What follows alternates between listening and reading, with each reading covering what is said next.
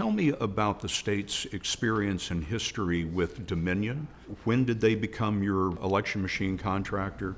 So back in 2002, we made a decision to do a uniform system. The state would buy machines for all 159 counties. So as soon as I was elected, we had a new election reform bill that allowed us to go ahead and purchase, with bond money, new voting machines that required a verifiable paper ballot system with a ballot marking device. This was on your watch? My watch. Uh-huh. So we got that, we put out an RFP, we got quotes, it came down to two bidders, ES&S, which was really the successor to Diebold and had been supplying us, or Dominion Voting Systems. When you added up on the point score, Dominion scored ahead. So then we entered into negotiations and signed a contract with Dominion Voting Systems for a statewide contract. So that's how they got the job. Both of them, they're number one and number two in the nation for voting systems.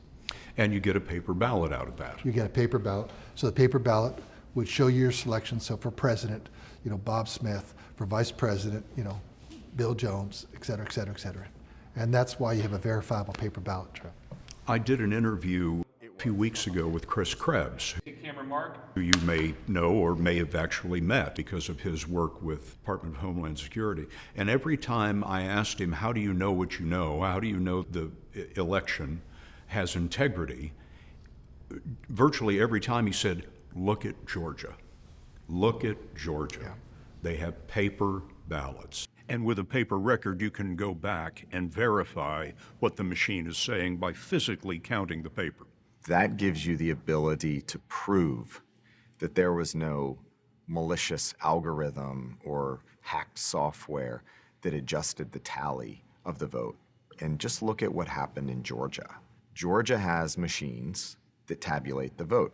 They then held a hand recount, and the outcome was consistent with the machine vote. And that tells you what? That tells you that there was no manipulation of the vote on the machine count side.